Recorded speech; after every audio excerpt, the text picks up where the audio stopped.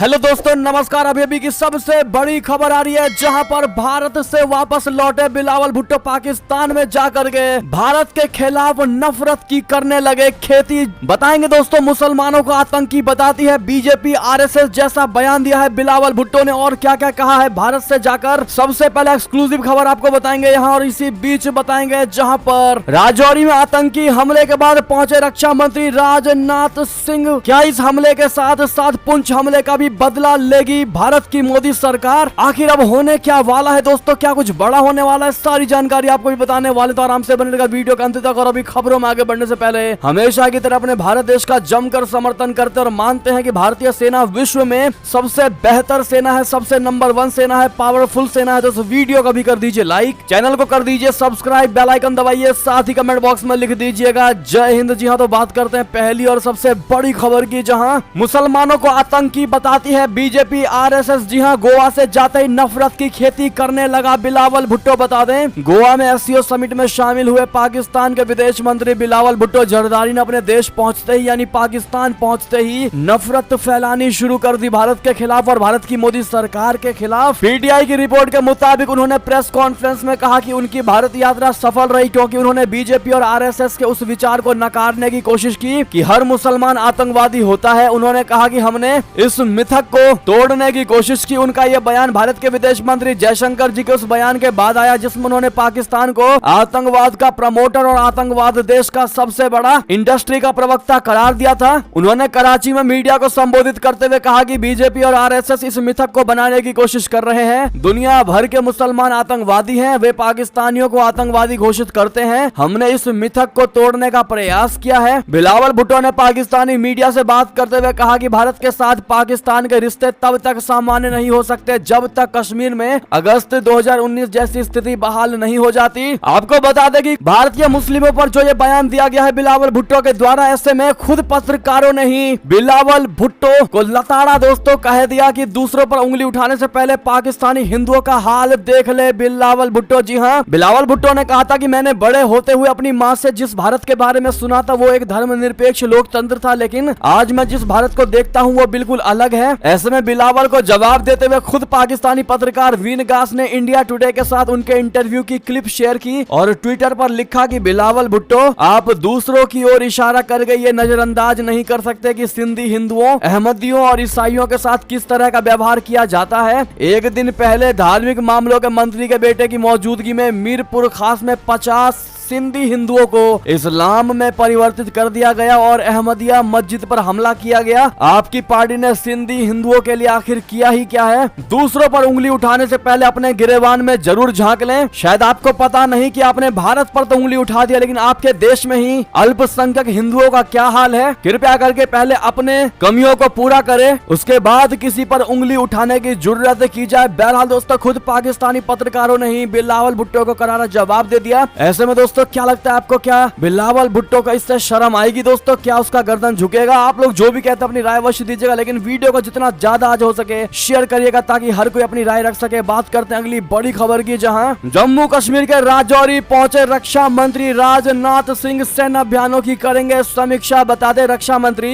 राजनाथ सिंह जम्मू कश्मीर के राजौरी पहुंच गए हैं। यहाँ उन्होंने जवानों के साथ बातचीत की। राजौरी में सुरक्षा बलों की आतंकियों से मुठभेड़ चल रही है। बताया यह भी जा रहा है कि रक्षा मंत्री आईबी और एलओसी के अलावा राजौरी पुंछ में हुए हमलों के बारे में विस्तार से जानकारी हासिल करेंगे। इससे पहले उत्तरी सेना के commander lieutenant general Upendra Dwivedi ने जम्मू कश्मीर के राजौरी जिले में आतंकवादियों और सुरक्षा बलों में जारी मुठभेड़ के बीच शनिवार को मुठभेड़ स्थल का दौरा किया। शनिवार तड़के से फिर यहाँ मुठभेड़ शुरू हो गई, जिसमें एक आतंकी के मारे जाने की सूचना मिल रही है। राजौरी जिले के कांडी इलाके में घने जंगलों में शुक्रवार को आतंकवादियों द्वारा किए गए विस्फोट में सेना के 5 जवान शहीद हो गए और मेजर रैंक का एक अधिकारी घायल हो गया। एक रक्षा प्रवक्ता ने बताया कि शुक्रवार देर रात करीब 1:15 पर सुरक्षा बलों को आतंकवादियों के ठिकाने का पता चला, जिसके बाद दोनों ओर से गोलीबारी शुरू हो गई और अंतिम सूचना मिलने तक गोलीबारी जारी थी। अधिकारियों ने बताया कि इलाके में कम से कम 2 आतंकवादियों के छिपे होने की आशंका है। बहरहाल ऐसे में राजनाथ सिंह का खुद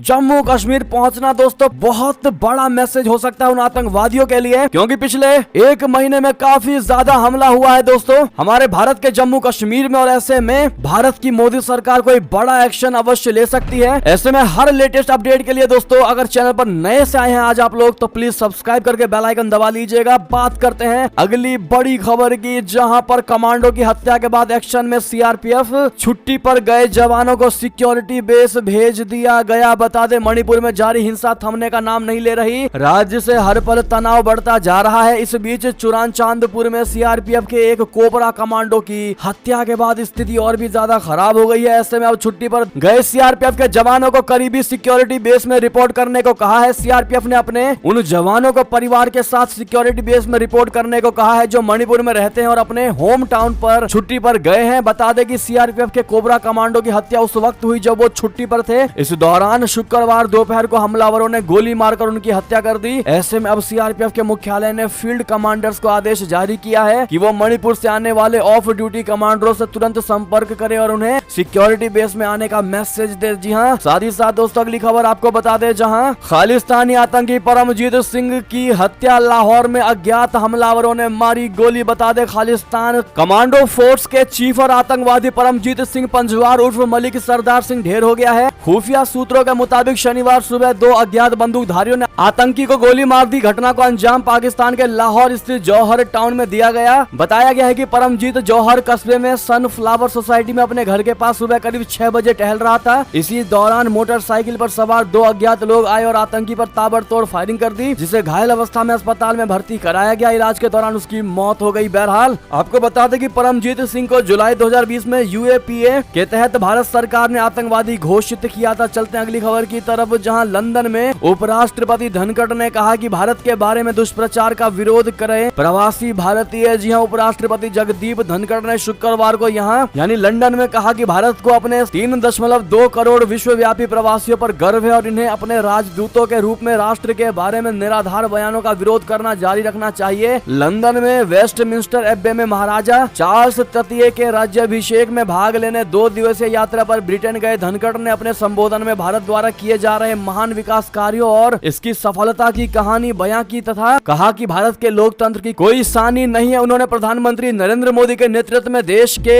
अमृत काल की उपलब्धियों के बारे में बात की और भारत की स्वतंत्रता के 75 वर्ष की अवधि को चिन्हित किया तथा भारत के दशक के अंत तक तीसरी सबसे बड़ी अर्थव्यवस्था बनने के सरकार के लक्ष्य पर प्रकाश डाला। धनखड़ ने कहा कि भारत के लिए गौरव का क्षण आ गया है और वो जमीनी हकीकत से परिलक्षित हो रहा है। साथ ही साथ दोस्तों एक और खबर आपको बता दें, जहां भारत चीन सीमा पर हालात को लेकर चीनी विदेश मंत्री ने बोला झूठ। जयशंकर जी ने बताई एलएसी की वास्तविक स्थिति। बता दें शंघाई सहयोग संगठन शिखर सम्मेलन में चीनी विदेश मंत्री छिन कांग ने भारत चीन सीमा पर मौजूदा हालात को लेकर सफेद झूठ बोला है। छिन कांग ने कहा था कि सीमा पर हालात सामान्य और अस्थिर हैं, लेकिन भारत ने एससीओ के मंच पर चीन के झूठ का पुलिंदा खोल दिया। भारत के विदेश मंत्री जयशंकर जी ने अपने चीनी समकक्ष छिन कांग से मुलाकात के एक दिन बाद शुक्रवार को कहा कि पूर्वी लद्दाख की सीमा पर स्थिति असामान्य है और भारत और चीन के रिश्ते सामान्य नहीं हो सकते अगर सीमावर्ती इलाकों में शांति और स्थिरता की स्थिति बाधित हो। जयशंकर जी ने यह भी कहा कि सैनिकों को पीछे हटाने की प्रक्रिया को आगे ले जाने की आवश्यकता है। गौरतलब है कि पूर्वी लद्दाख में चीन के साथ लगती वास्तविक नियंत्रण रेखा के कुछ हिस्सों में जारी गतिरोध चौथे साल में प्रवेश कर गया है। जयशंकर जी और चीनी विदेश मंत्री ने बृहस्पतिवार को शंघाई सहयोग संगठन के विदेश मंत्रियों की परिषद की बैठक से इधर द्विपक्षीय वार्ता की। साथ ही साथ अंतिम खबर आपको बता दें, जहां पर अमित शाह जी ने बेलगावी में भरी हुंकार, कहा कांग्रेस को उसकी सही जगह दिखाने का वक्त आ गया है। जी हां, केंद्रीय गृह मंत्री अमित शाह ने कर्नाटक के बेलगावी में एक चुनावी रैली के दौरान कांग्रेस पर निशाना साधा। उन्होंने कहा कि कांग्रेस ने सालों तक भगवान राम को ताले में बंद रखा, लेकिन प्रधानमंत्री मोदी जी ने राम मंदिर का शिलान्यास किया। गृह मंत्री अमित शाह ने कांग्रेस पर बजरंग बली के अपमान का आरोप लगाया। उन्होंने कहा कि कांग्रेस ने अपने घोषणा पत्र में बजरंग बली का अपमान किया। उनका एक बड़ा नेता बोलता है कि बजरंग बली की जन्म तिथि क्या है, आपके पास सर्टिफिकेट है क्या? उन्होंने कहा कांग्रेस को केवल और केवल तुष्टीकरण याद है। कांग्रेस पीएफआई के एजेंडे पर चलती है, आपको कांग्रेस को कभी वोट नहीं देना है। बहरहाल दोस्तों अमित शाह जी ने जो ये हुंकार भरी है, इसको लेकर आपकी जो भी निजी राय हो कमेंट में लिखकर अवश्य बताइएगा। लेकिन कर्नाटक को लेकर आपको क्या लगता है दोस्तों, किसकी सरकार बनेगी, वहाँ कौन सी पार्टी जीतने वाली? आपको जो भी लगता हो अपनी राय अवश्य लिखिएगा, हम आपके एक एक कमेंट को पढ़ेंगे, देखते हैं क्या कहती है भारत की जनता। और साथ ही साथ ये थी अब तक की सारी बड़ी खबरें। आपको हमारी खबर कैसी लगी? आशा करता हूँ बहुत अच्छी लगी होगी। अगर थोड़ी भी अच्छी लगी है तो इस वीडियो को भी अपने भाई बंधुओं में व्हाट्सएप, फेसबुक, ट्विटर के जरिए पूरे भारत में शेयर करना बिल्कुल बिल्कुल मत भूलिएगा। और अभी कर दीजिए इस वीडियो को लाइक, चैनल को कर दीजिए सब्सक्राइब, बेल आइकन दबाइए, साथ ही कमेंट बॉक्स में लिख दीजिएगा जय हिंद जय भारत। यहाँ तक बने रहने के लिए बहुत बहुत धन्यवाद।